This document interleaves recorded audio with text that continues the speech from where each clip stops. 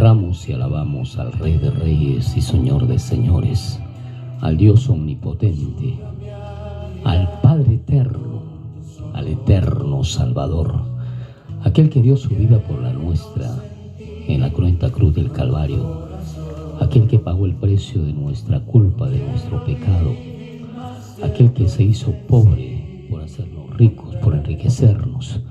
A Él le damos todo honor y toda gloria. A Él exaltamos con todo nuestro corazón. A Él rendimos homenaje en esta noche. Amén. Y a Él exaltamos en esta hora por darnos este hermoso y precioso privilegio de poder estar unidos una vez más a través de las redes sociales, con el fin de alabarle, con el fin de glorificarle, con el fin de exaltarle y darle todo honor y toda gloria, porque Él se merece toda honra, toda alabanza. Amén. Le animamos pues a que se una en esta noche a esta expresión de adoración a nuestro Padre y podamos decirle: Señor, aquí estamos. Aquí estamos para honrarte, para alabarte. Aquí estamos para glorificarte y exaltarte con todo nuestro corazón. Soberano Dios, nos humillamos ante tu digna presencia. Te exaltamos con todo nuestro ser. Te rendimos homenaje en esta noche y te damos todo honor y toda gloria por todo lo que eres, por todo lo que haces y por todas las cosas que haces.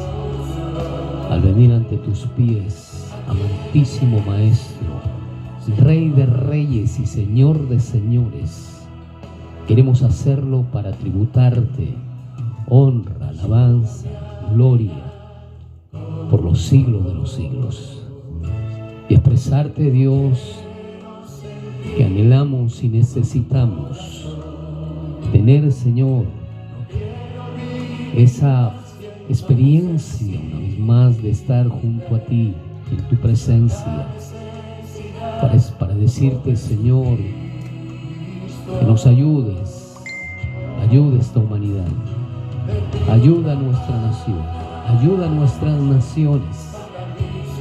Necesitamos que la gracia tuya alcance nuestros corazones, alcance a tantas familias que en estos momentos, afectadas por esta pandemia, Señor, están, Señor, en pobreza, en miseria, en dolor, en angustia, en desesperación, llorando la pérdida de sus familias, llorando la pérdida de algunos hijos, y peor aún, Señor, sin trabajo, sin poder alimentarse. Te clamamos, te suplicamos en esta noche: ten misericordia de nosotros.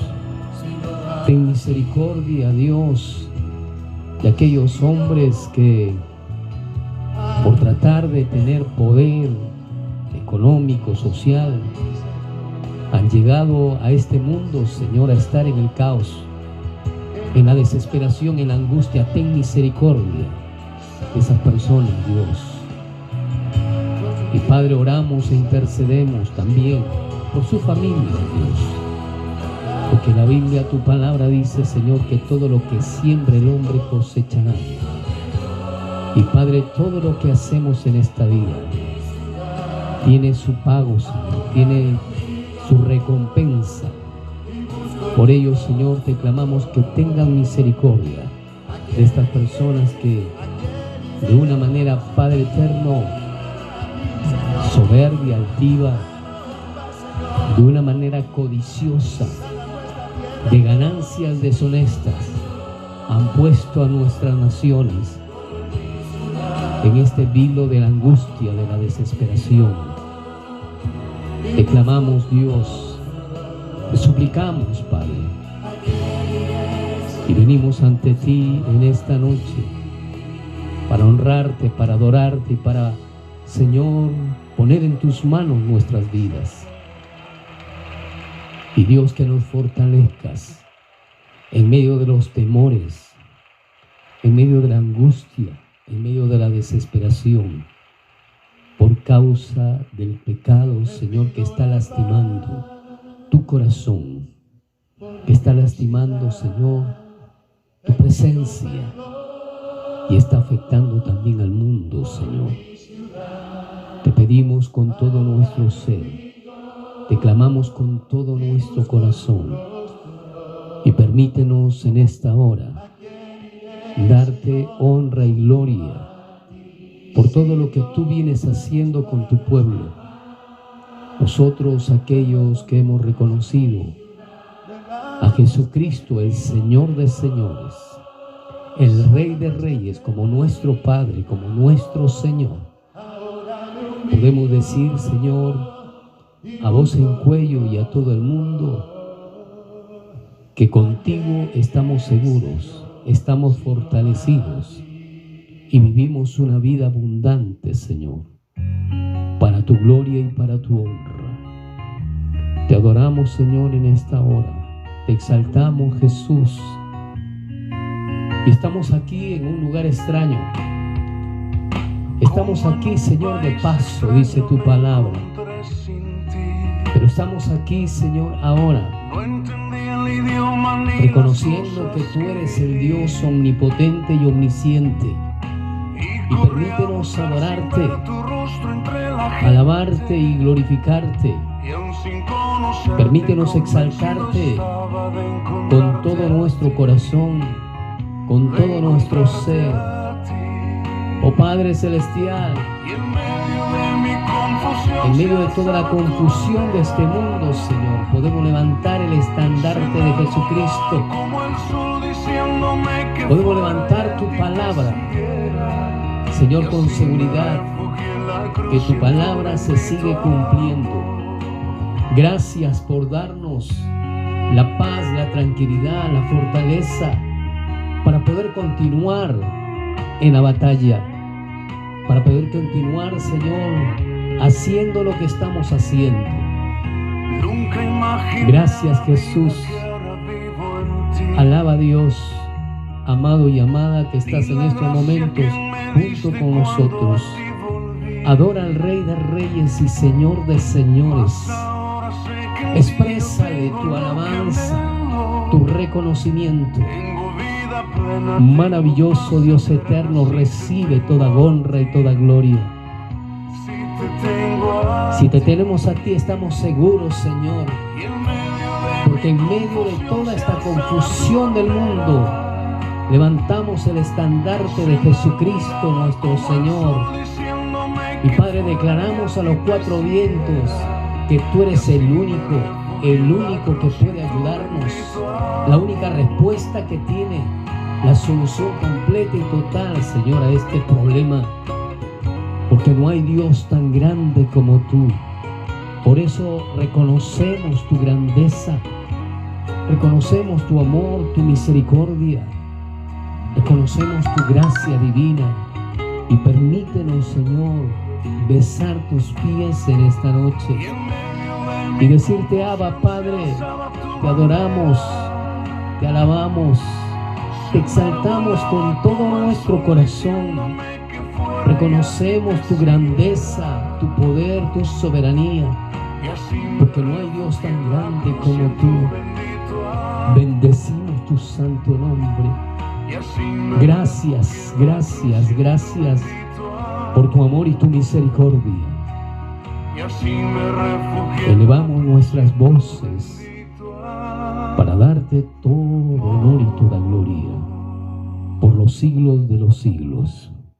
Gracias, Jesús, por permitirnos esta noche expresarte nuestra gratitud, nuestra alabanza, nuestra adoración, porque no hay Dios tan grande como tú. Reconocemos tu grandeza, tu soberanía, tu señorío. Reconocemos, Padre, tu fidelidad, tu amor eterno, y te damos todo honor y toda gloria. Gracias por este tiempo maravilloso en el cual podemos tocar tu corazón y expresarte abiertamente: Padre, tú eres el Rey de Reyes y Señor de Señores. Tú eres el Dios omnipotente y omnisciente.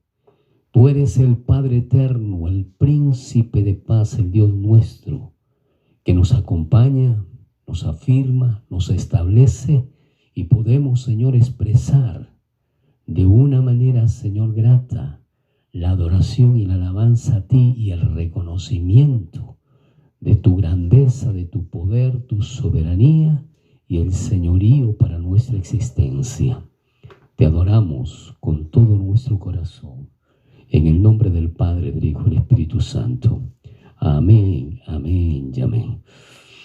Amén, amén, amados hermanos y amigos. Es una alegría, un gozo poder estar una vez más juntamente con todos ustedes para poder interpretar esta adoración, esta alabanza al Rey de Reyes y Señor de Señores, aquel que dio su vida por la suya y por la mía, aquel que se hizo pobre para enriquecernos. Y cuando estamos hablando del enriquecimiento que el Señor nos ha otorgado, debemos entender que esta vida que tenemos es una vida pasajera. No es en este último tiempo, son pocas las personas que pasan los 100 años, son contados. El límite de edad está entre 80 a 90 años y en algunos casos 70 a 80 años. Y por ello es que expreso estas palabras: el tiempo es corto. Yo no sé cuánto duraré yo, cuánto durarás tú. De repente son 65, 70, 80 años, son por mucho más, 90 años. Pero ¿qué equivale esa cantidad de años para toda la cantidad de años que vamos a pasar en la eternidad? Por ello, debemos usted y yo analizar si estos cortos años de vida aquí en la tierra nos hacen muchas veces padecer situaciones de dolor, de angustia, de necesidad, si en estos años que cada uno de nosotros, y creo que en todo el mundo en estos momentos, está tratando de luchar, de batallar contra este virus, y se nos hace un poco complejo y difíciles, algunas familias más que otras. Si esto está sucediendo ahora, imagínense por la eternidad, pero achicharrándose en el infierno. Imagínense usted así como está en estos momentos, con sentimientos, con emociones, con deseos, con anhelos, con quizás en estos instantes con ese deseo de vivir un poco más de los años de su papá o de su mamá. ¿Se imagina usted si es que usted tiene que pasar a la eternidad, pero achicharrándose en las hogueras del infierno, pero teniendo los mismos sentimientos y emociones como las tiene hoy? Oiga, eso es terrible. Eso va a ser para la vida eterna. Y la única respuesta que Dios dio y la única solución que Dios dio para el hombre mortal como tú y como yo es que nosotros tengamos una relación estrecha con Jesucristo en nuestro corazón. Él es el camino, la verdad y la vida. Él es la puerta estrecha donde nosotros podamos entrar al reino de los cielos. Él es el único que puede abogar delante del Padre por ti y por mí. No hay otro. Él fue el único hombre santo, sin mancha, sin pecado. Y ahí en la cruenta cruz del Calvario, que usted anualmente recuerda su nacimiento y anualmente recuerda su muerte, su crucifixión en la cruz, pero su crucifixión en la cruz y la muerte, pero también recuerda que se levantó del infierno para el reino de los cielos, de la muerte para el reino de los cielos. Él triunfó contra la muerte y en Él usted y yo vamos a triunfar contra la muerte. Pero sin Él, usted va a chicharrarse en el infierno. Y se lo digo de una manera así, directa. Porque es así, así lo dice la Escritura. No lo digo yo, por ello. Preocupémonos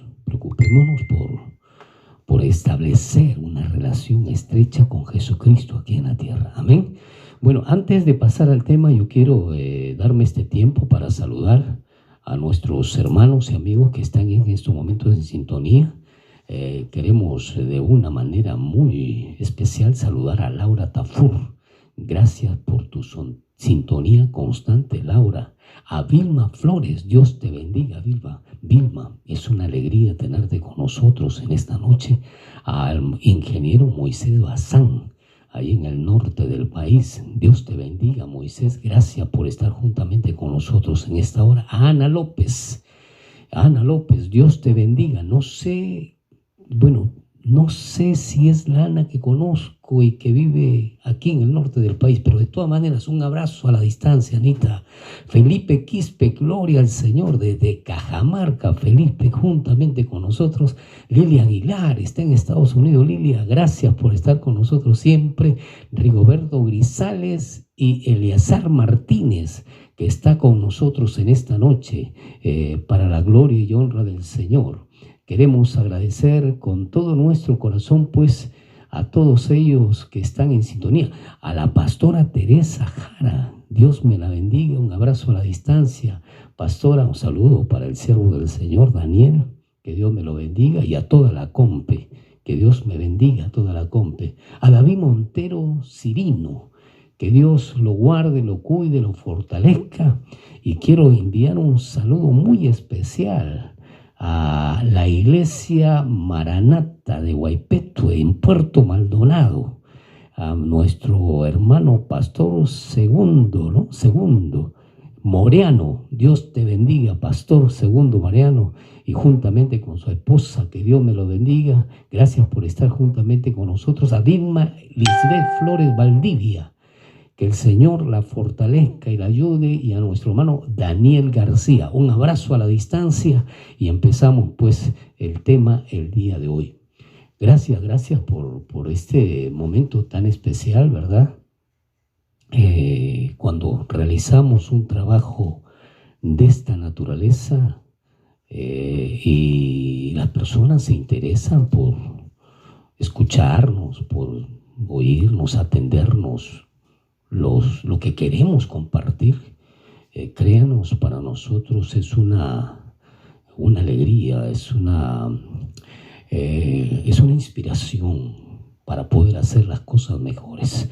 Y de modo que estamos aquí dándole la gloria y la honra al Señor y obedeciendo un mandato que Dios nos ha otorgado.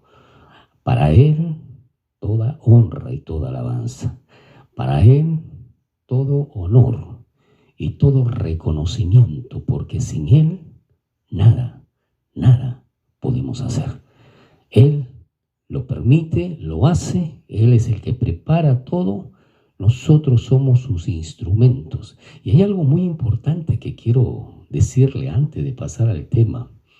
Dice la palabra del Señor, lo dice claramente, no me acuerdo en este momento del texto, pero lo dice así, que nosotros somos siervos inútiles, porque nosotros hacemos lo que debemos hacer. Nosotros, usted y yo, somos siervos inútiles porque hacemos lo que debemos hacer. O sea, si así, haciendo lo que debemos hacer, somos inútiles para Dios, ¿qué de aquellos que no hacen lo que deben hacer? ¿En qué lugar se encuentra usted? ¿En qué sector se encuentra usted? Es necesario que lo analicemos, por favor. Si la Biblia nos dice que somos siervos inútiles porque nosotros hacemos lo que debemos hacer, porque estamos acostumbrados desde muy niños a hacer lo que verdaderamente se nos ordena hacer, no hacemos más. Empezando de la casa, por ejemplo, vamos a asear la casa y aseamos lo que los demás ven. Muchas veces desde niño tenemos que ir corrigiendo eso, ¿verdad? Y las cosas o los lugares donde las personas o donde la mamá, el papá no mira, no lo hacemos. Hacemos lo que los demás ven. Pero tratamos de hacer por lo menos lo que nos ordenan. Nunca hacemos más. Que lo haga José, que lo haga María, que lo hagan los demás, pero yo no hago más. Debemos acostumbrarnos a hacer más de lo que debemos hacer para dejar de ser siervos inútiles. Debemos tener siempre en mente y en nuestro corazón que debemos hacer más de lo que debemos hacer. De modo que, esposo amado, esfuérzate, trabaja muy bien, responde al llamado que Dios te ha dado desde el punto de vista de, valga la redundancia, de responsabilidad, pero haz un poco más. Vaya y sírvale el desayuno a su esposa y lléveselo a su camita, atiéndala a ella. Entonces allí el Señor nos dirá, pues, ya no totalmente inútiles, sino más o menos inútiles. Bueno, es otro tema que podemos tratar en alguna otra oportunidad. Hablando de matrimonios, hay muchísimas cosas que podemos compartir, pero el día de ayer estábamos tratando, y vamos a ir a la palabra. Vamos a ir al capítulo 15 de Mateo, el versículo 13 y 18 que habíamos leído el día de ayer, y vamos a ir en estos momentos notando algo muy particular, muy importante, que debemos tener conocimiento. El capítulo 15 de Mateo, el versículo 13 al 18, dice de esta forma: pero respondiendo él dijo, toda planta que no plantó mi Padre Celestial será desarraigada o arrancada. Dejadlos, son ciegos, guía de ciegos, y si el ciego guiare al ciego, ambos caerán al hoyo. Respondiendo Pedro le dijo, explícanos esta parábola. Jesús dijo, ¿también vosotros sois aún sin entendimiento? ¿No entendéis que todo lo que entra en la boca va al vientre y es echado en la letrina? Pero lo que sale de la boca del corazón sale, y esto contamina al hombre. Para aquellos que no estuvieron anteriormente en el programa anterior, valga la redundancia, y los dos programas anteriores, queremos explicarles más o menos de qué se trata lo que estamos compartiendo en estos momentos. Resulta que el Señor Jesucristo sigue su travesía. Había estado por diferentes aldeas anunciando, predicando la palabra del Señor, haciendo milagros, mostrando la riqueza de la gloria del reino de los cielos, y de repente las autoridades religiosas de aquel tiempo del pueblo de Israel empezaron no solamente a preocuparse, sino a tener un cierto malestar, y empezaron a perseguir a Jesús de una manera muy silenciosa, muy simpática y locuaz, de una forma muy sistemática, y desde el punto de vista pues con ética empezaron a seguirlo, pero empezaron a perseguirlo para tratar de tender la red para apresarlo y posteriormente hacer lo que hicieron. Porque ¿quién llevó a Jesucristo para que lo crucificaran? Fueron ellos, fueron las mismas autoridades religiosas del pueblo de Dios. Y vamos viendo entonces, para que podamos entender esta parte del contexto que estamos hablando, el capítulo 15, el versículo 1 dice de esta manera: entonces se acercaron a Jesús ciertos escribas y fariseos de Jerusalén, diciendo, ¿por qué tus discípulos quebrantan la tradición de los ancianos? ¿Por qué? Porque no se lavan las manos cuando comen pan. Respondió, le dijo, ¿por qué también vosotros quebrantáis el mandamiento de Dios por vuestra tradición? Es importante este diálogo que tuvieron. En esos momentos los escribas y fariseos. Habíamos estudiado desde aproximadamente 2 clases anteriores o 3 clases anteriores de qué se trata esto. El pueblo de Jerusalén, el pueblo judío, estaba compuesto, religiosamente hablando, por ciertas autoridades como son los rabinos, los sacerdotes, los escribas, los levitas. Todos ellos eran aquellos que estaban encargados a ofrecer incienso en el altar del templo de Salomón en Jerusalén. Y ahí Jerusalén era la capital religiosa del pueblo judío. Y de ahí todos este equipo de personas, este equipo de autoridad de la iglesia enviaba a diferentes sectores del pueblo de Israel para poder ver, mirar cómo estaba o analizar, catalogar cómo estaba funcionando la iglesia en todo el país. Cabe resaltar que aproximadamente entre 450 y 480 sinagogas había solamente en Jerusalén. Esto equivale que en esas 450, 480 sinagogas había un responsable.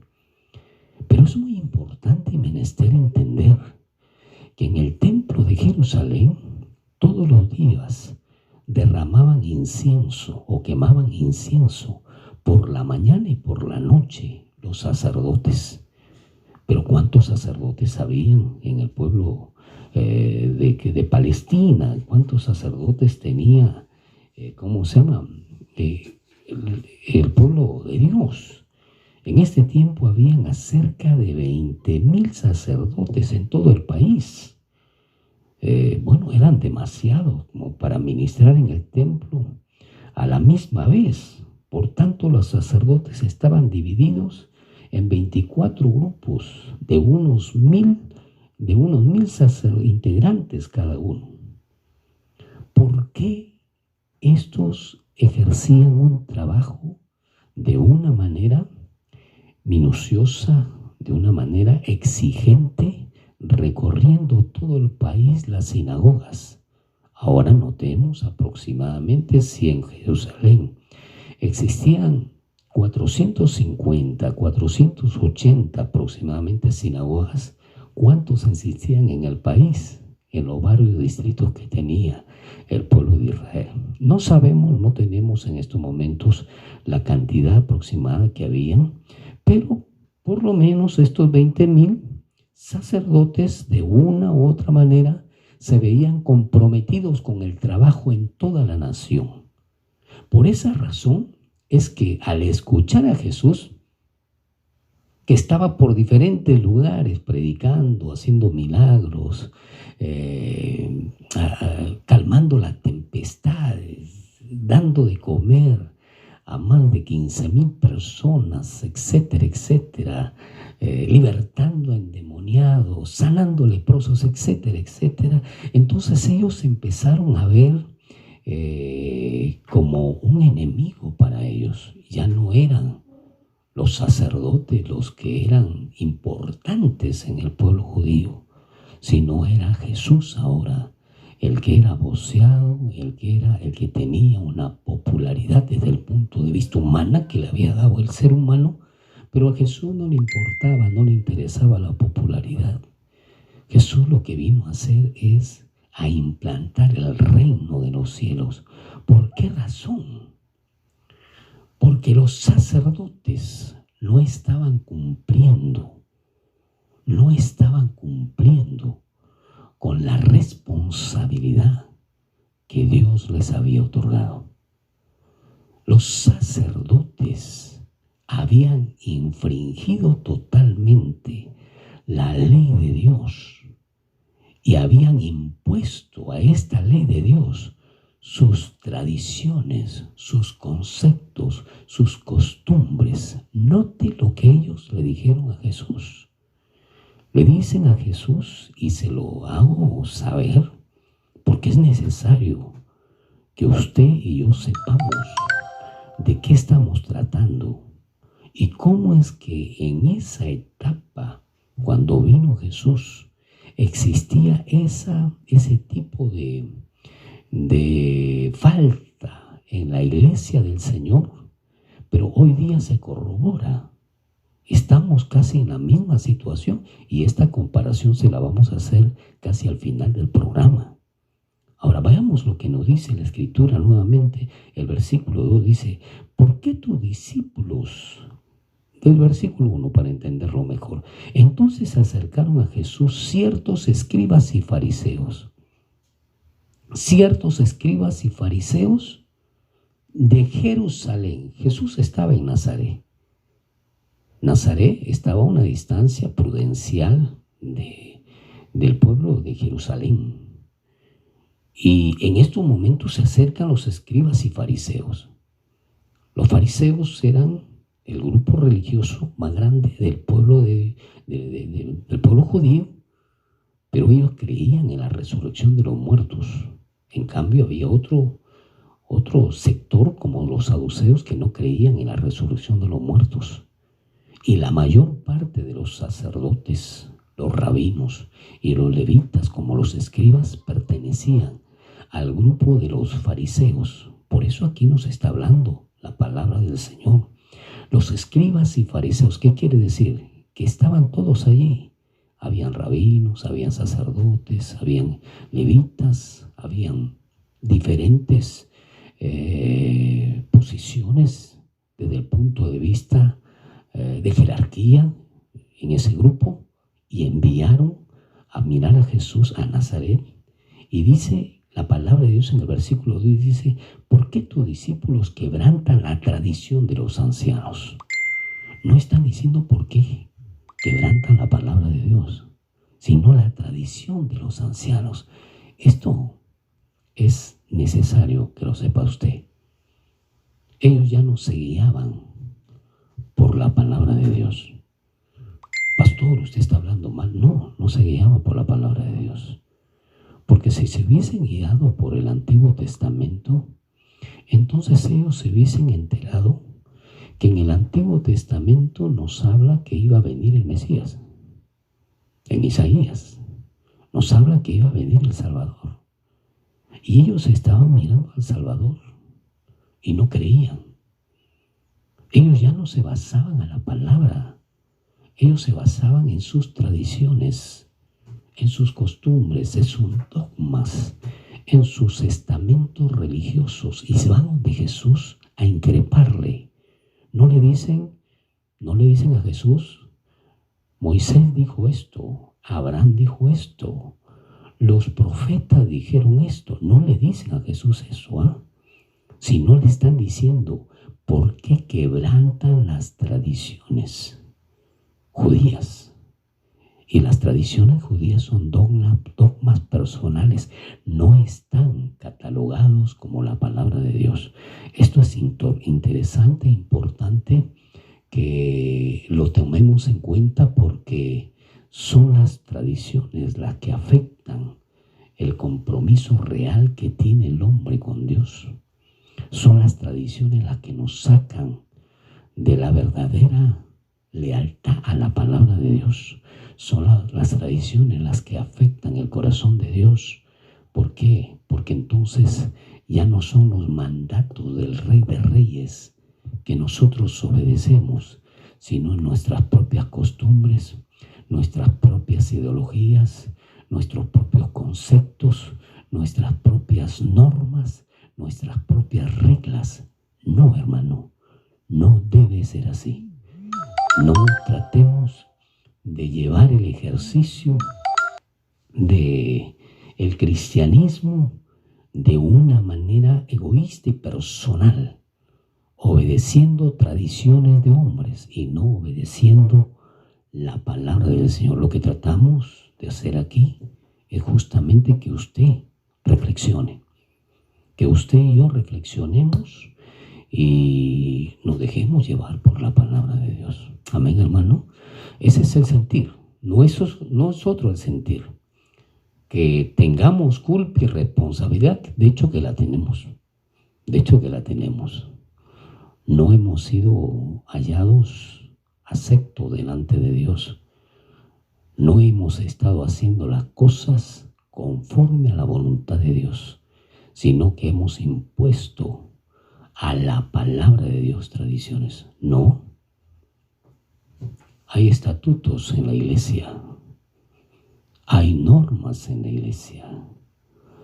Empezando de formar una asociación que la mayoría de las congregaciones y la mayoría de los templos lo tienen, porque así lo exige el gobierno civil.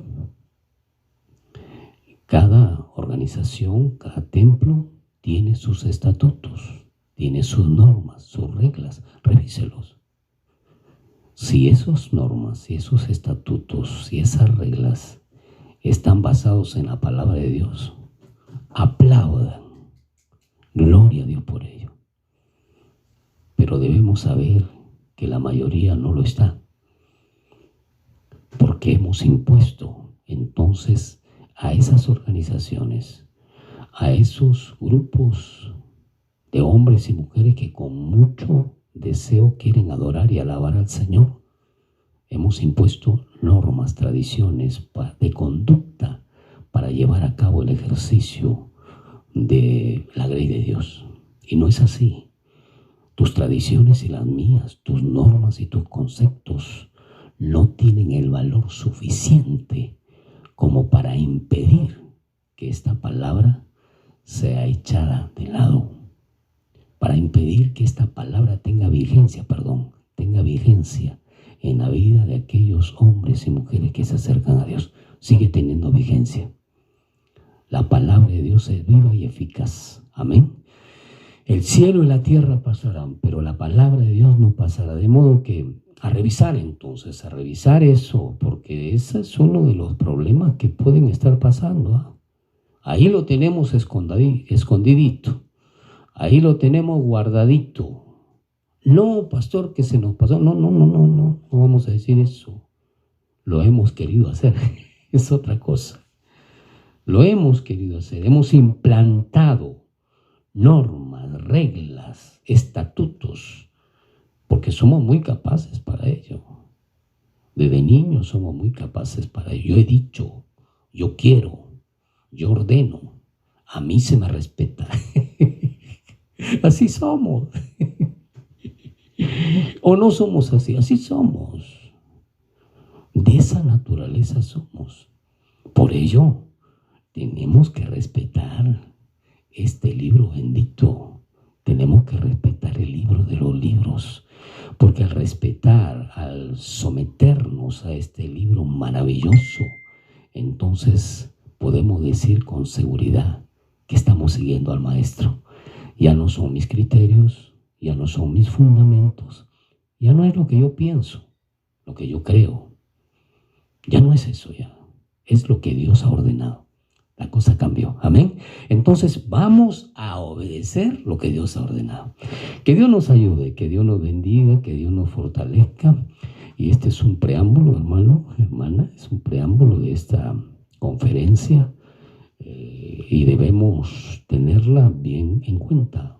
Me he tomado este tiempo para que tanto usted como yo comprendamos que si no vamos a la Biblia y empezamos a escudriñarla, empezamos a rebuscar qué es lo que quiere decir en ella, entonces corremos la tendencia de aplicar nuestras tradiciones y valorarlas más antes que la palabra de Dios. Y eso hay que tener mucho cuidado porque somos especialistas, somos sabios para eso, somos rápidos, tenemos una velocidad impresionante para ello. Bueno, entonces no se debe hacer eso. Amén. No se debe hacer eso. Estábamos hablando claramente cómo es que el Señor le decía a estos discípulos, claramente en el capítulo que habíamos leído, el 15, el versículo 13, respondiendo le dijo: toda planta desarraigada por mi Padre Celestial será desarraigada por mi Padre Celestial. ¿Qué estaba queriendo decir Jesús? Que los judíos los escribas y fariseos, no todos los escribas y los fariseos habían sido impuestos por Dios. Esto es muy importante, porque lo que vamos a hablar probablemente nos cause mucha sorpresa. Por favor, atendamos. Probablemente nos cause mucha sorpresa y vamos a decir, ¿pero qué? ¿Esto pasaba allí? Bueno, es necesario que lo llevemos a exposición, porque estos hombres piadosos, aparentemente, no todos habían sido elegidos por Dios. No todos habían sido elegidos por Dios. Y aquí lo está diciendo Jesús. Por favor, estos hombres llegaron a Nazaret para ver cómo se movía Jesús, para verle un error y juzgarlo. Y como que encontraron en su discípulo que no se lavaban las manos para comer, inmediatamente le expresaron a Jesús, ¿por qué tus discípulos no se lavan las manos para comer y obedecen las tradiciones que hemos impuesto nosotros?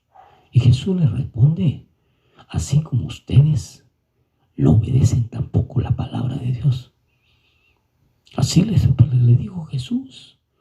Le dijo Jesús, respondiendo, él le dijo, ¿por qué también vosotros quebrantáis el mandamiento de Dios por vuestra tradición?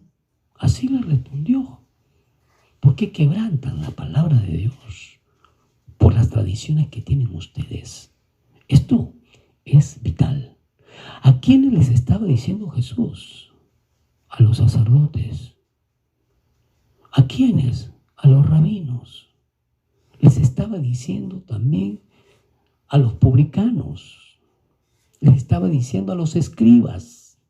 Les estaba diciendo a todos ellos, a toda la casta religiosa del pueblo judío. ¿Qué estaba pasando entonces con el área espiritual del pueblo de Israel? Estaba caminando bajo el orden de las tradiciones. Estaba caminando lejos de Dios. Estaba haciendo lo que quería, mas no lo que debía. Y muchas veces, tanto usted como yo, nos encontramos haciendo lo que queremos, mas no lo que Dios ordena. Y de esto debemos cuidarnos, porque el pecado va por dentro. Somos pecadores, sí. Somos arrepentidos, pero no porque nos hemos arrepentido dejamos de ser pecadores. O sea, el perdón que el Señor nos ha dado de nuestros pecados no nos exime de seguir pecando. Ahora, con esto no quiero decir que pequemos deliberadamente, pues no. Sino que el pecado está en nosotros y va con nosotros desde que nuestros padres, Adán y Eva, pecaron. Y contra ese pecado tenemos que luchar día a día. Tenemos que luchar hora a hora. Tenemos que luchar minuto a minuto y segundo a segundo. Porque ese sello del pecado te persigue y me persigue. Porque ese sello del pecado reclama y te reclama a ti. Y a mí también me reclama. Y tenemos que estar en una contienda aguda, constante. Es una guerra. Es una batalla constante entre la mentira y la verdad. La mentira y la verdad. El pecado y la santidad. Es una batalla constante. ¿Usted la entiende o no? Por supuesto que la entiende. Tenemos que elegir entonces por la verdad. Tenemos que elegir por la ley de Dios. Tenemos que elegir por la palabra de Dios y no por las tradiciones. No, yo creo que en estos tiempos las cosas son diferentes. Escúcheme, esa es su tradición. Esa es su tradición. Ese es su concepto, pero no el concepto de Dios. Allí estamos. Eso es lo que debemos hacer. Ahora, ¿por qué necesitamos estudiarlo? Porque se va a dar cuenta por qué y para qué vino Jesús en esta etapa. El día de ayer habíamos hablado de algo muy especial con respecto al poder que existía en aquel momento en el pueblo judío. Y recordemos que el pueblo judío había sido conquistado por el Imperio Romano. Y el Imperio Romano, muy sutilmente, había elegido a compatriotas judíos para que gobernaran al mismo pueblo judío. Pero todos estos gobernantes, que los llamaban reyes, eran vasallos del pueblo del Imperio Romano. Y uno de los vasallos era justamente Herodes el Grande, con toda su familia, porque toda su familia estaba enquistada en el poder del pueblo de Israel. Su primo, sus hijos estaban gobernando diferentes aldeas y él estaba gobernando Jerusalén. Entonces aquí nos damos cuenta, el día de ayer habíamos estudiado esto, que era importante respecto a Herodes el Grande, y queremos ventilar algo respecto a ello, a él en esta hora, porque debemos tener en cuenta que hoy no se está viviendo una vida diferente, está viviéndose una vida casi similar a la que se vivió en el tiempo de Jesús. Herodes el Grande había sido ratificado por el Senado romano como el rey de los judíos. Es por eso pues que cuando los magos llegaron al pueblo de Jerusalén, llegaron diciendo pues que ¿dónde está el rey de los judíos que ha nacido? Su estrella hemos visto en el oriente. Y después de 3 meses de recorrido llegaron al pueblo de Jerusalén, porque hemos visto su estrella y venimos a adorarle. Y todo esto pues se corrió la voz, porque los magos eran personajes sabios, eran lo que podemos decir ahora un ministro, ¿no? Un embajador. Eran hombres muy renombrados. Estos magos no eran personas que hacían magia, ¿no? Magos se le decía a estudiosos de las estrellas, eran eruditos, eran estudiosos, astrólogos, eran estudiosos de las estrellas. Entonces en el oriente del país vieron la estrella, y la estrella empezó a guiarlos hasta Belén. Y ellos dicen, bueno, llegaron a Jerusalén, dijeron, ¿dónde está el rey de los judíos? Que su estrella hemos visto y venimos caminando con todas las preseas que tenemos, porque vamos a visitar al rey, vamos a darle nuestras preseas al rey de los judíos.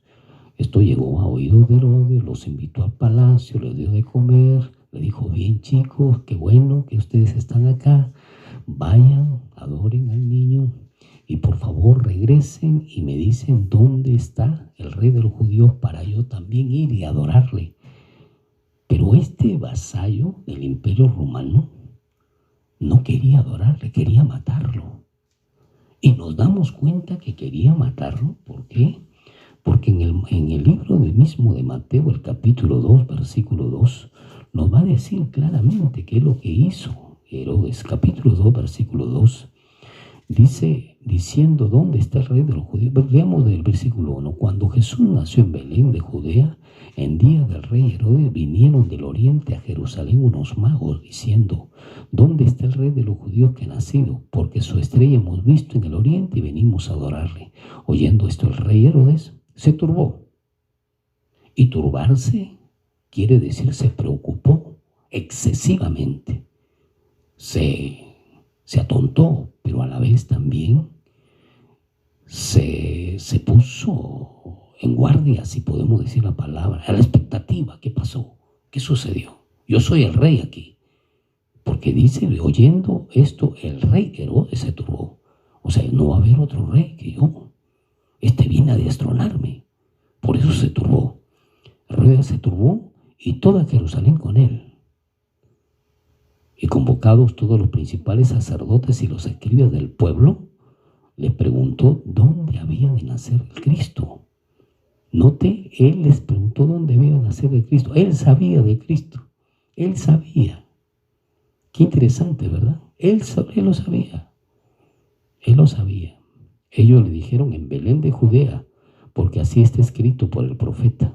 Y tú, Belén, bueno, el versículo 7 dice: entonces Herodes, llamando en secreto a los magos, indagó de ellos diligentemente el tiempo de la aparición de la estrella, y enviándolos a Belén, dijo: id allá, averiguad con diligencia acerca del niño, y cuando le halléis, hacedmelo saber, para que yo también vaya y le adore. Qué interesante, ¿verdad? Estaba naciendo el rey verdadero de los judíos y de toda la humanidad. Y los magos llegaron con esa novedad. Él no la sabía. Él no la sabía, pero sabía que Cristo iba a nacer. Sabía que el Señor iba a nacer en cualquier momento. Y dijo: vayan, adórenlo, alábenlo, glorifíquenlo, pero en cuanto lo encuentren, vengan y háganmelo saber. La Biblia nos dice claramente que ellos, guiados por el ángel, anunciados por el ángel, se fueron directamente a su tierra. Y Herodes, al verse burlado, mandó a matar a todos los niños. En esos momentos, a todos los niños, dice que lo mandó a matar. ¿Por qué razón? Porque, mire el versículo 16 del capítulo 2, dice: Herodes entonces, cuando se vio burlado por los magos, se enojó mucho y mandó a matar a todos los niños menores de 2 años que habían en Belén y en todos sus alrededores, conforme al tiempo que habían inquirido de los magos. Dígame, ¿quería adorarle? No, era un bastardo, era un hombre malo, era un sanguinario. ¿Y quién se estaba tratando? Del rey del pueblo judío, de una autoridad, del rey del pueblo judío, de una autoridad que había sido impuesta por el Imperio Romano.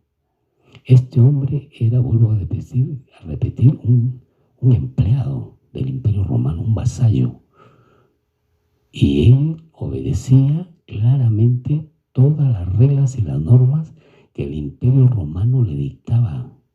Este hombre era judío, sin embargo se vendió al Imperio Romano para subyugar, maltratar a su mismo pueblo, cobrándole los impuestos excesivamente y en este caso matando a sus niños. Y era judío. Ese tipo de autoridad tenía el pueblo judío cuando Jesús vino, desde niño, desde bebé.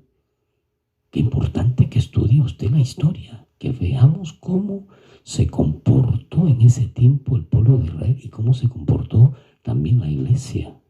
Amado hermano, hermana, vamos a seguir estudiando porque necesitamos entenderlo, necesitamos llevarlo a cabo. Entonces, Herodes era un personaje de esa naturaleza, era un enemigo de Dios, era un enemigo del pueblo judío, era un enemigo del pueblo de Dios. Cuando ayudaba este hombre entonces al pueblo, siempre lo hacía con propósitos políticos y no porque se preocupaba por ellos. Esto es trascendental, esto es importantísimo. Mire la política cómo está. ¿No es lo mismo? ¿No es lo mismo? Mire en qué situación políticamente estamos hoy. Aún usted me escucha y en su país, ¿cómo está la política en su país? ¿Cómo están los políticos en su nación?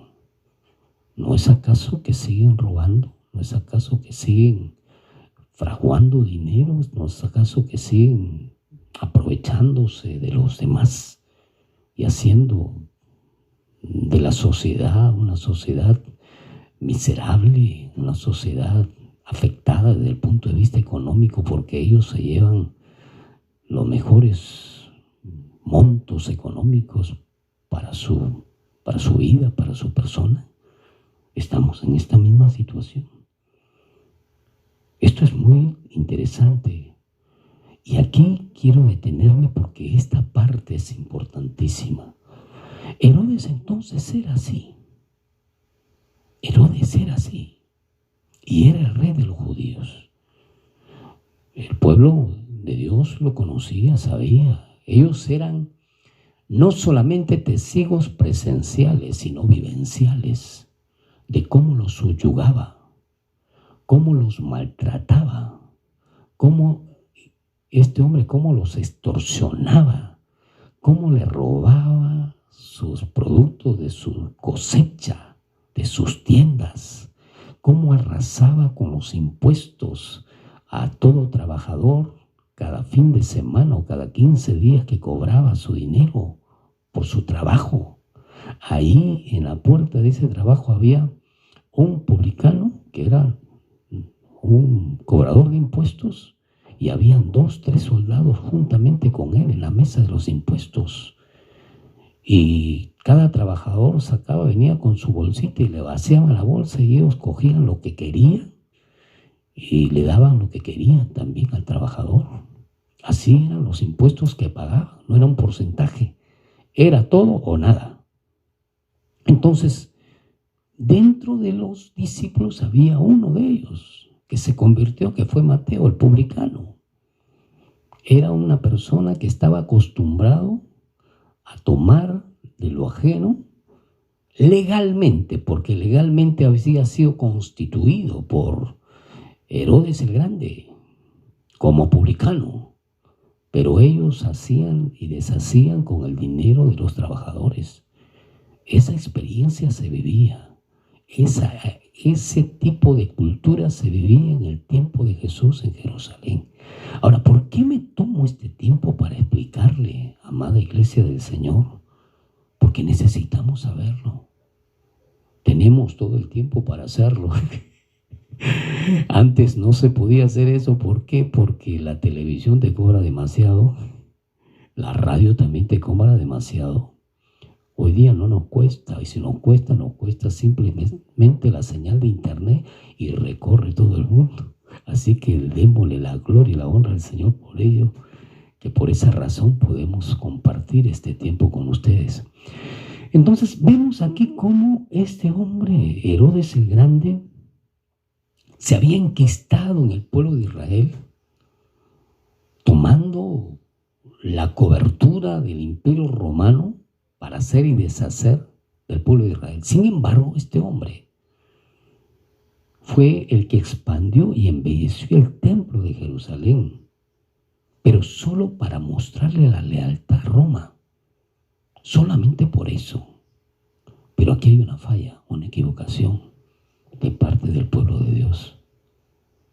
¿Cómo va a ser posible que el pueblo de Dios haya aceptado dinero de ese hombre para embellecer el templo de Salomón, sabiendo que el dinero que él tenía era exactamente del robo exagerado, malversado, que le hacía al mismo pueblo judío?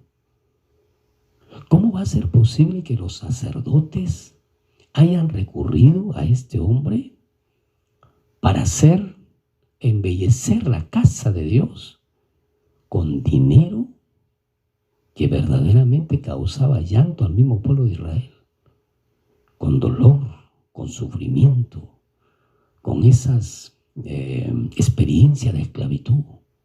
¿Sabe, hermano? Fue un fracaso. Los sacerdotes, los rabinos y todo el contingente de estos 20,000 hombres no discernieron. Por eso Jesús les estaba diciendo ciegos. Vamos a leerlo. El capítulo 15, Mateo 15, Mateo 15, versículo. Vamos a leerlo de esta manera. A ver, ya no, vamos a ir llamando hacia la multitud, le dijo: oí, entended, no lo que entra contamina al hombre.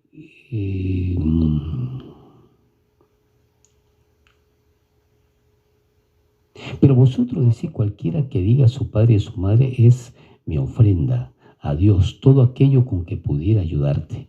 Ya no ha de honrar a su padre y a su madre.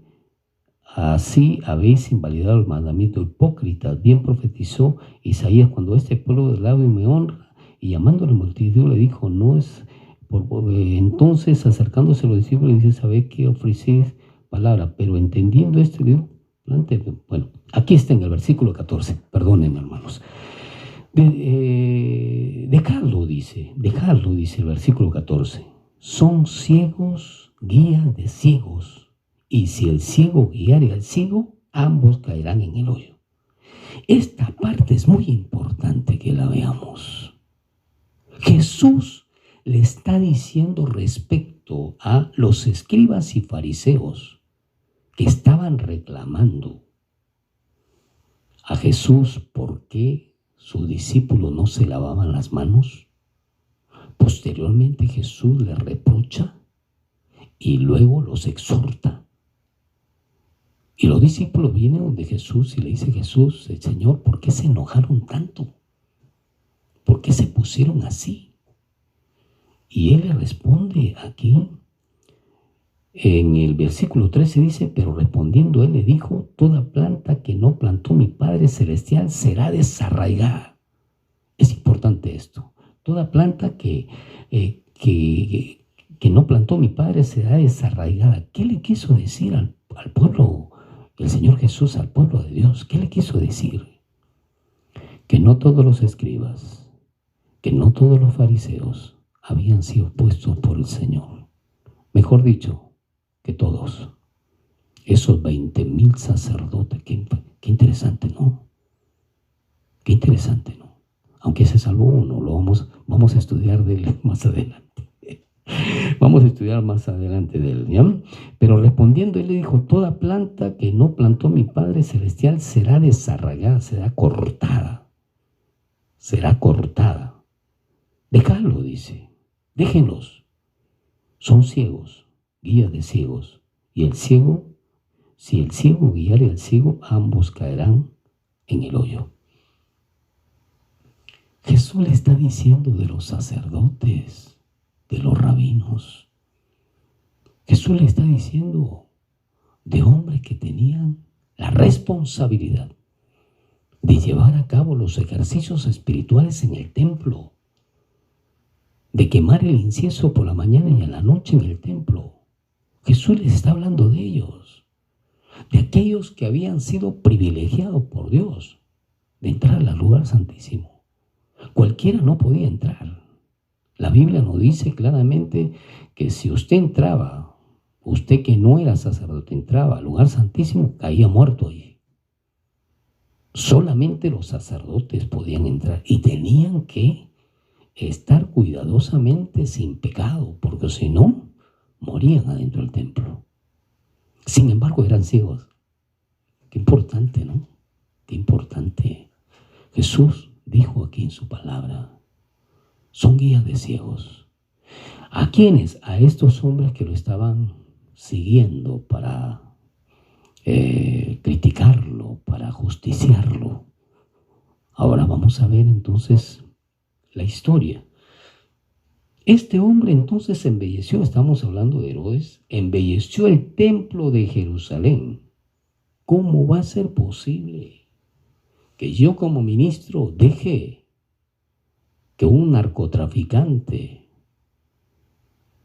que una persona de mal vivir, que sé que es de mal vivir, dé dinero para embellecer la casa de Dios?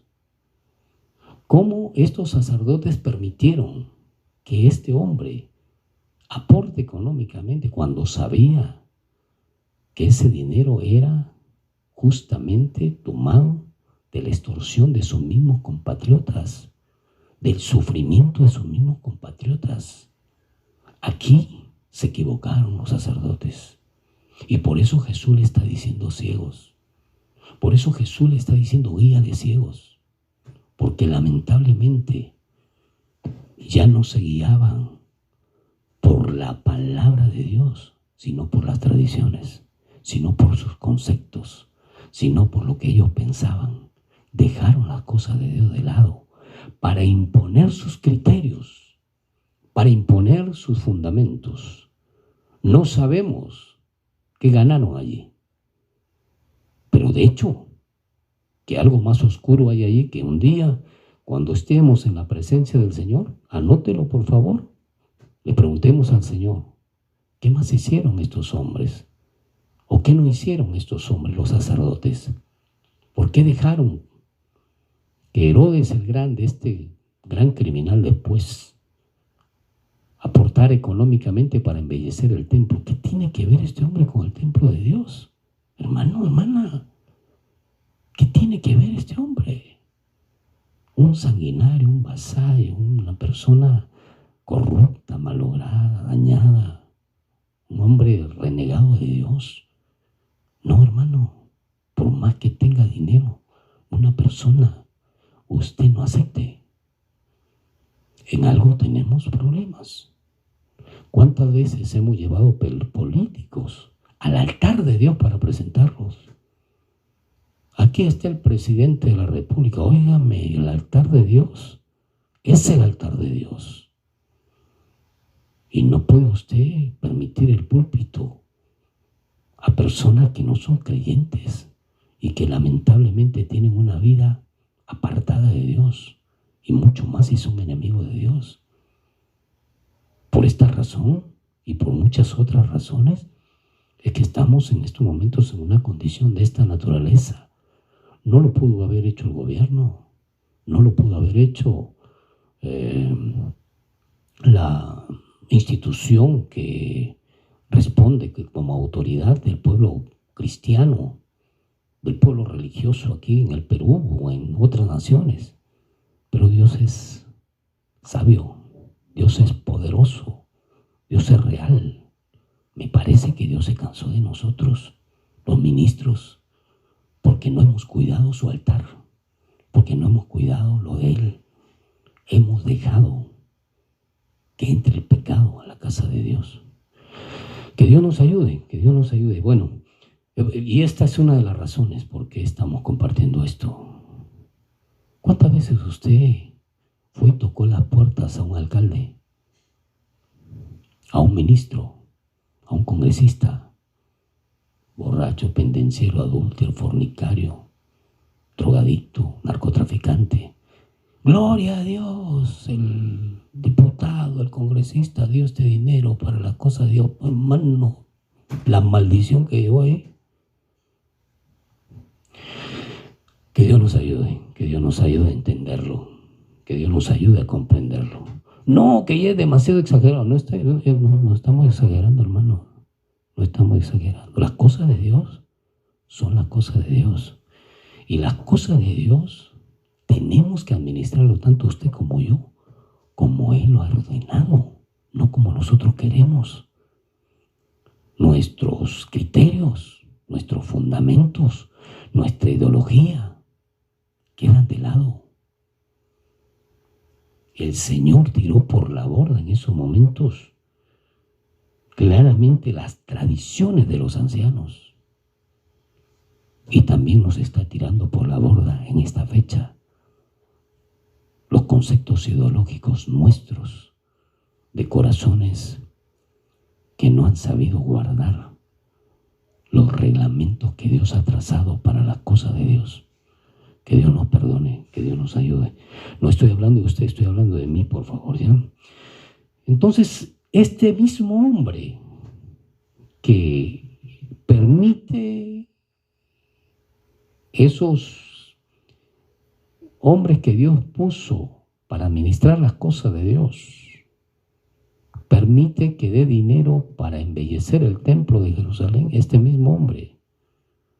Posteriormente, como hemos leído en Mateo capítulo 2 en adelante, mandó a matar a todos los niños de 2 años para abajo. ¿De quién cree que se está tratando? Se está tratando de un emisario del reino de las tinieblas. Cuidado, amado pastor, amado ministro, amado siervo del Señor, no porque ostentan un cargo de poder. Nosotros tenemos que ir y solicitarles para que bendigan la cosa de Dios. No, usted no necesita hacerlo. Usted y yo necesitamos de rodillas, doblar nuestras rodillas al Señor, y Él sabe cómo hacerlo. No nos apresuremos. Él sabe cómo hacerlo. Si Él lo puso a usted como un ministro, como un siervo del Señor, entonces Él sabe cómo hacerlo. No se preocupe de lo demás. Entonces, aquí vemos que el primer problema que nosotros vemos del por qué Jesús le dijo ciegos y guía de ciegos, era porque este personaje, en cuanto Jesús estaba todavía de bebé, había hecho tropelías y media, había generado completamente la muerte de tanto niño. Y el pueblo de Dios, las autoridades que Dios había establecido como siervos, como ministros. Entonces el Señor, por eso también dijo aquí en esta parte de la palabra, yo dije, bueno, estábamos manifestando hace 4 fechas, creo, que íbamos a pasarnos de largo con este tema porque aquí vemos muchísimas cosas. Y sabe, vamos a hablar lo más mínimo para tratar de pasar al otro pasaje, pero es importante que sepamos. Jesús dijo claramente en el versículo 13, pero respondiendo él dijo, toda planta que no ha plantado mi Padre Celestial será desarraigada, será cortada. El Señor iba a sacarlos, el Señor iba a romper todo eso, iba a quebrantarlos, arrancarlo de raíces, porque habían contaminado las cosas de Dios con las tradiciones judías. Habían enlodado lo santo, lo puro, con lo turbio y lo malogrado. Habían mezclado el pecado con la santidad. Hermano, algo de esto tenemos la responsabilidad usted y yo como ministros con respecto a lo que Dios nos encargó. Hemos mezclado las cosas de Dios con la política, con la sociología, con la psicología, con doctrinas de hombres que verdaderamente no lo respalda la palabra de Dios. Hemos malogrado, hemos dañado la iglesia del Señor. Que Dios nos perdone. Y así todavía nos ponemos un poquito fuertes, valentones, y le echamos la culpa al gobierno. No, hermano, no es el culpable del gobierno, somos nosotros. Soy yo el culpable por no haber predicado lo que estoy predicando antes. No, que no lo he hecho. Soy yo el responsable. Tú eres el responsable como ministro, como siervo de Dios. Hemos sido hallados faltos delante de Dios. ¿Usted pensó que solamente el pecado es el adulterio, la fornicación, el robo, el hurto? No, lo otro. Y en las cosas de Dios, hermano, hasta una mentira. En las cosas de Dios usted no debe, con respecto a la casa de Dios, ¿para qué usted construyó la casa de Dios? O alquiló un local para la casa de Dios, para que sea la casa de Dios y la santificó. Y una vez que usted como ministro santificó la casa en el nombre de Jesús, esa ya no era una propiedad suya, era propiedad de Dios. Y aquellos jovencitos que se citan para enamorarse ahí, ya están malogrando las cosas de Dios. Aquellos empresarios que se citan ahí para convenir cosas empresariales, ya están malogrando las cosas de Dios. Si usted da el altar para hacer fiestas, ceremonias, cuidado, eso es para hacer los cultos de adoración a Dios, de alabanza a Dios, de evangelismo, no es para otra cosa. Hemos malogrado las cosas de Dios. Que Dios nos ayude porque estamos mal y tenemos que reconocerlo. En el tiempo entonces, en este tiempo, Herodes mandó a matar a tantas personas. Ahora, con respecto a los sacerdotes, ¿por qué le dijo guía de ciegos?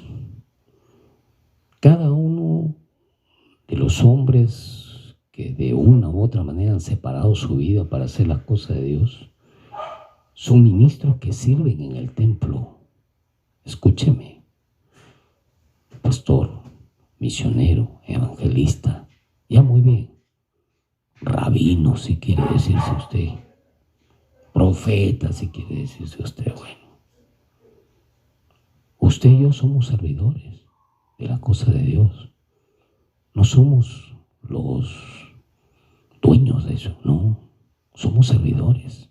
Y como servidores tenemos que guardar lo que Dios nos ordena aquí. Tenemos que cuidar. Somos guardianes de la casa de Dios. No somos pastores, no. Somos guardianes de la casa de Dios. Y tenemos que estar vigilantes, cuidando. ¿Quién se nos mete para meter pecado en la casa de Dios? Esa es la labor del ministro, esa es la labor del pastor, esa es la labor del siervo de Dios. Porque Jesús la santificó. Cuando usted se puso de acuerdo para entregar al Señor ese local, ese lugar, usted le estaba diciendo: Espíritu Santo, esta va a ser tu morada física, donde vamos a venirte a adorar y alabar. Pues ¿por qué acepta usted que coman ahí? ¿Por qué acepta usted que se hagan otro tipo de actividades ahí? ¿Por qué acepta que dancen medio desnudos ahí, desnudas ahí? Cuidemos, las cosas de Dios no se pueden tratar como nosotros queremos. Dios es muy minucioso en sus cosas y tenemos que respetar de una manera exigente, obligatoria. Si usted no va a respetar, mejor renuncie, hermano. Renuncie, porque Dios está llamando hombres que verdaderamente no sean ciegos, sino que tengan la visión amplia y aguda para ver, para observar, para estar alerta, para estar en guardia, si podemos decir la palabra, y decir: por aquí está. No, oiga, usted, por favor, a la calle, acá no. Porque aquí es la casa de Dios. Aquí se respeta la casa de Dios. No, haz lo que quieras, no importa. No. Hemos fallado a Dios. Hemos fallado. Entonces, los sacerdotes, los pastores, los ministros, en el tiempo de Jesús, los rabinos, los escribas, eran ministros, eran guardianes que servían en el templo, en su administración, en su mantenimiento, enseñando las escrituras, designando los servicios de adoración a Dios.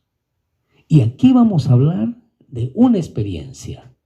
Antes de terminar, quiero hablar de esta experiencia, porque hay muchas cosas que hablar aquí. Y vamos a quedarnos en un siguiente programa, vamos a hablar algo de lo demás, pero quiero hablar, para cerrar el tema, quiero hablar de este personaje. Aquí vamos a hablar de un gran personaje, de un gran hombre y una gran mujer que Dios estableció en el tiempo, y que Dios nos muestra que en el tiempo del Nuevo Testamento, para empezar, el Nuevo Testamento lo menciona. Y vamos a ver qué es lo que nos dice la palabra del Señor de este hombre que fue un gran hombre del Señor, y que Dios le permite a él tener pues una experiencia maravillosa con nuestro Padre. En Lucas capítulo 8, versículo 10. Y vamos a estudiarlo porque necesitamos atenderlo. Lucas capítulo 1 del 8 al 10. ¿Qué nos dice Lucas?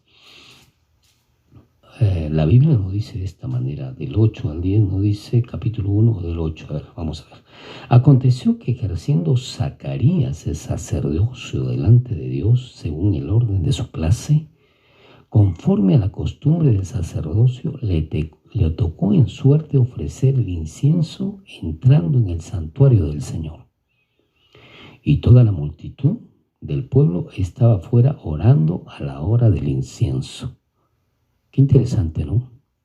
Bueno, ellos estilaban, pues eran 20,000 sacerdotes. Y para escoger 20,000 sacerdotes, el que tenía que ir a ofrecer incienso, Era lógico. Por esa razón es que la Biblia nos habla de esta técnica que ellos utilizaban en ese tiempo, ¿no? Conforme a la costumbre del sacerdocio, le tocó suerte ofrecer el incienso entrando en el santuario del Señor. Y toda la multitud del pueblo estaba fuera orando a la hora del incienso. Es importante lo que nos muestra aquí la palabra de Dios. El versículo 1 de Lucas y el versículo 6 nos habla de este personaje un poquito más. Mire lo que nos va a decir el Señor. Ambos eran justos delante de Dios y andaban irreprensibles. Estamos hablando de Zacarías y también de Elizabeth, su esposa. Vamos a ver del versículo 5. Hubo en los días de Herodes, rey de Judea, un sacerdote llamado Zacarías, de la clase de Abdías. Su mujer era de las hijas de Aarón y se llamaba Elizabeth. Ambos eran justos delante de Dios y andaban irreprensibles en todos los mandamientos y ordenanzas del Señor. Note que ya existía Herodes ahí. ¿Se da cuenta o no? Y Zacarías y Elizabeth eran sacerdotes. Zacarías era sacerdote. Zacarías y su mujer eran considerados justos delante de Dios. Justo delante de Dios no quiere decir que no peca. Eran obedientes a la palabra de Dios, temerosos de Dios. La palabra justicia no te exime de pecado. La palabra justicia, bíblicamente hablando, la palabra justicia lo que te otorga es justamente la manifestación de una vida íntegra delante de Dios, de un esfuerzo constante delante de Dios por honrarle, por obedecerle. Ellos eran obedientes delante de Dios, porque eran sinceros, no eran hipócritas. Y esto es lo primero que tenemos que borrar de nuestro corazón para ser justos delante de Dios. Dejar la hipocresía, ser sinceros en todo lo que hacemos. Ahora, esto no lo ve el hermano, no lo ve la hermana, esto lo ve Dios. Y en el caso de los sacerdotes, tenemos que considerar que es importante lo que está hablando la palabra de Dios aquí respecto a Elizabeth y también a Zacarías. Dice el versículo 6, ambos eran justos delante de Dios y andaban irreprensibles en los mandamientos y ordenanzas del Señor.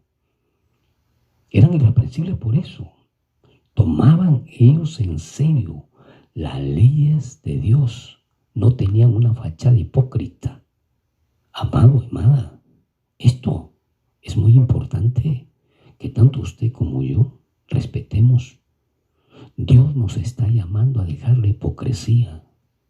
Dios nos está llamando a dejar la falta de equidad, a ser de doble ánimo, a tener doblez de carácter, de forma de ser. Debemos ser obedientes, sinceros y no hipócritas. ¿Para qué? Para ser irreprensible delante del Señor. Esto no lo ven los demás. A lo mucho en algún momento se enterarán, pero no lo ven. Esto lo ve Dios. Y esto es muy importante que tanto usted como yo tomemos en cuenta. Entonces, Zacarías y su mujer eran considerados justos delante de Dios. Sin embargo, algo sucedió con ellos. Y aquí vamos a estudiar lo que nos dice la palabra del Señor, que es importante. Lucas 1:9 nos dice esta expresión: y conforme a la costumbre del sacerdocio le tocó suerte ofrecer incienso entrando en el santuario del Señor. El incienso quemado en el templo se hacía 2 veces al día. Si nosotros vamos a Éxodo, por eso quería tomarme un tiempo para poder explicar todo lo que nos dice la palabra del Señor, porque necesitamos entenderlo, que esto lo habla el Señor en Éxodo 37:10. Nos dice de esta forma, quiero que lo escuche por favor: y Aarón quemará incienso aromático sobre él. Cada mañana cuando aliste las lámparas lo quemará, y cuando Aarón encienda las lámparas al anochecer, quemará el incienso, rito perpetuo delante de Jehová por vuestras generaciones. No ofreceréis sobre el incienso extraño, ni holocausto, ni ofrenda, ni tampoco derramaré sobre él libación. Bueno, ese es otro. Lo importante que queremos rescatar es justamente a lo que nos dice, hasta el versículo dice, y sobre sus cuernos hará Aarón expiación una vez en el año con la sangre del sacrificio por el pecado para la expiación. Una vez en el año hará expiación sobre él para vuestras generaciones, será muy santo a Jehová. Aquí nos está hablando claramente cuál era el ejercicio de los sacerdotes, que nos habla Lucas capítulo 1, nos habla qué es lo que hacía, pues entonces aquí tanto Zacarías en el altar del Señor.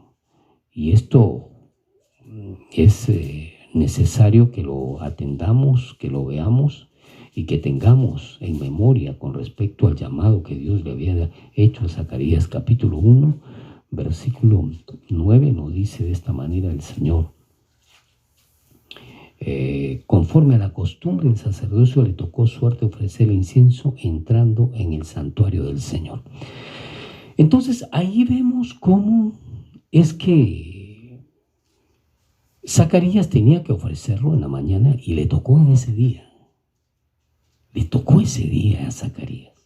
Qué gran privilegio que de aproximadamente 20,000 sacerdotes le tocó a él derramar el incienso en el lugar santísimo.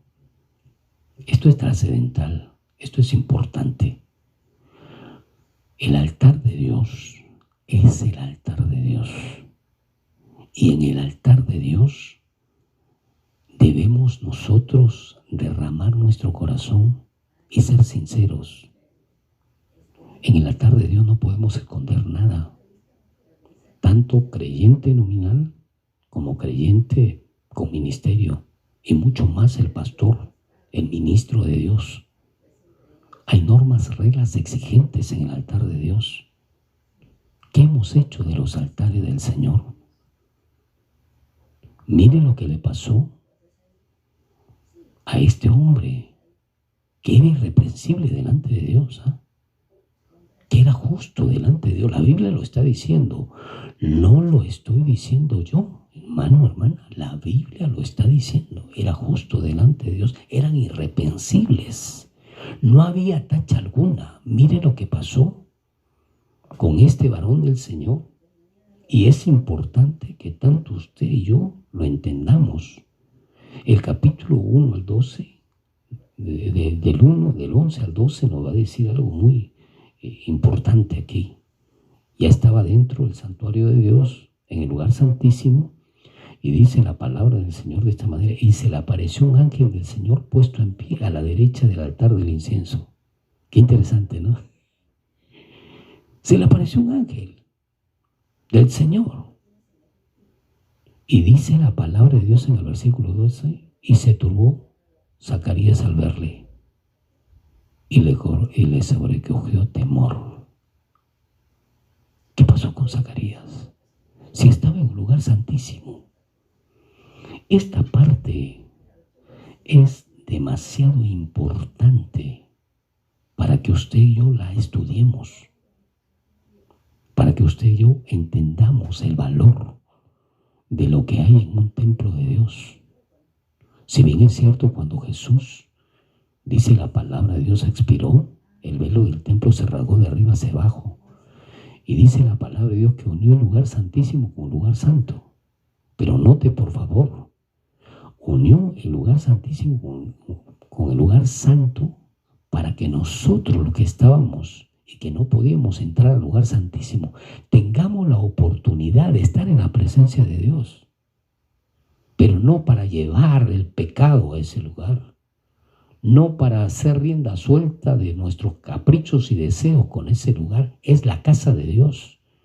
Y mucho más ahora, si está unido el lugar santo con el lugar santísimo, tenemos que tener mucha más reverencia, porque porque ahí está Dios. Y yo no puedo hacer con la casa de Dios lo que yo quiero, lo que yo deseo, lo que a mí me parece. No, debo hacer lo que Dios ha establecido en su palabra para ella. Eso es lo que está pasando, o lo que no pasó en estos últimos tiempos con las casas que le hemos ofrecido al Señor. Entonces, apareció el ángel, y los ángeles son seres espirituales que viven en la presencia de Dios. La Biblia solo nos muestra a dos de ellos, al ángel Miguel y al ángel Gabriel. Lucas 1:19 nos va a decir de esta manera: respondiendo el ángel le dijo, yo soy Gabriel, que estoy delante de Dios y he sido enviado a hablarte y darte esta buena nueva. ¿Y por qué se turbó? ¿Qué es lo que pasó con él? El ángel se presenta en forma visible a él, en el versículo 11 lo va a decir. Y se le apareció un ángel del Señor puesto en pie a la derecha al altar del incienso, y se turbó al verle, y lo sobrevino temor. Zacarías estaba orando mientras ofrecía el incienso sobre el altar de Dios. Esto es muy importante. Esto es muy importante. Note la afirmación que le hace el ángel en este versículo. Pero el ángel le dijo: Zacarías, no temas, porque tu oración ha sido oída, y tu mujer Elizabeth te dará a luz un hijo y llamará su nombre Juan. Su mujer era estéril. Y Dios se le presenta a través del ángel y le dice: Zacarías, no tengas temor, no tengas temor, no te sobrecojas. Zacarías, no temas, porque tu oración ha sido oída, y tu mujer Elizabeth te dará a luz un hijo y llamará su nombre Juan. Y tendrás gozo y alegría, y muchos se regocijarán de su nacimiento, porque será grande delante de Dios. No beberá vino ni sidra, y será lleno del Espíritu Santo, aún desde el vientre de su madre. Y hará que muchos de los hijos de Israel se conviertan al Señor Dios de ellos, e irá delante de él con el espíritu y el poder de Elías, para hacer volver los corazones de los padres a los hijos y de los rebeldes a la prudencia de los justos, para preparar al Señor un pueblo bien dispuesto. Dijo Zacarías al ángel: ¿En qué conoceré esto? Porque yo soy viejo y mi mujer es de edad avanzada.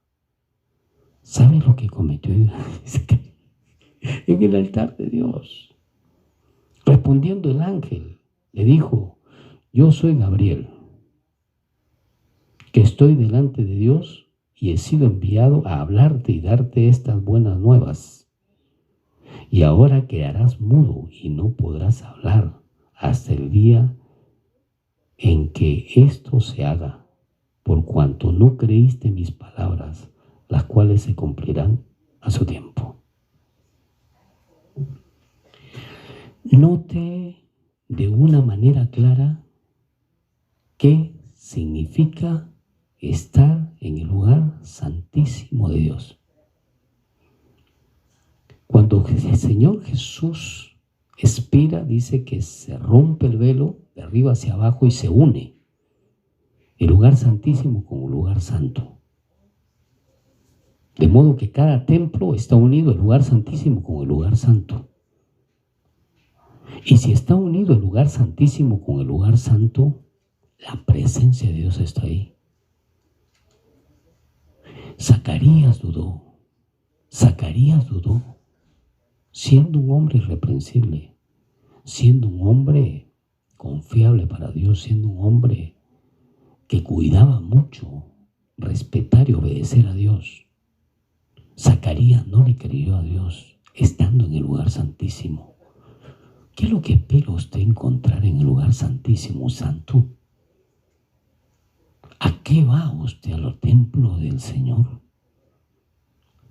¿Va a compartir con alguien porque no sale de casa? ¿Va a hacer tratos desde el punto de vista comerciales, personales? Usted, joven, va a encontrarse con su chica. No es para eso el templo. No es para eso la casa de Dios. Estamos teniendo reuniones sociales ahí en el templo. Estamos haciendo convenios con respecto a ciertas actividades de la iglesia, o estamos haciendo actividades que no tienen nada que ver con la cosa de Dios. Parriadas, comemos, bailamos, etcétera, etcétera. Cuidado, la casa de Dios se respeta. Por eso Dios cerró su casa, porque no hemos sido cuidadosos con ella. No hemos hecho lo que corresponde desde el punto de vista bíblico con lo que Dios nos llamó a hacer. Y si usted tiene la oportunidad ahora de abrirla, guíese por la palabra, por favor, y haga lo que Dios le ordena. No haga lo que usted quiere, hagamos lo que Dios nos ordena. Hagámoslo al pie de la letra. Hagámoslo como el Señor lo ha dictaminado y no como nosotros queremos. Las ideas, los conceptos, las ideologías, las tradiciones, sáquelas de ahí y haga lo que Dios ordena en su palabra. Bueno, nos faltó tiempo para hablar un poco más de Zacarías. En el próximo programa, el día lunes, vamos a tomarlo, pero es importante que estudiemos lo que Dios nos dice en su escritura. Dios me lo bendiga y nos encontramos el día lunes.